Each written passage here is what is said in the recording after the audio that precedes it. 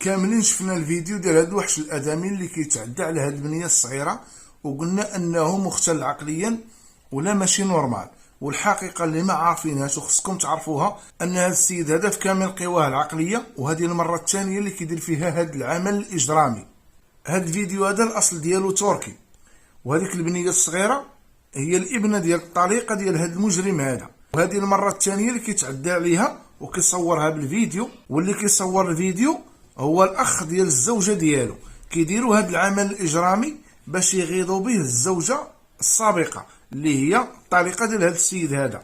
والمره الثانيه كيديروا هذا العمل الاجرامي وكيتعداو على هذه البنيه الصغيره هذه، وكيوثقوه بالفيديو وكيصيفطوه للام ديالها باش يحرقوها في القلب ديالها، وفي نفس الوقت كيقول مع راسو انه كينتقم منها حيتاش تخلات عليه.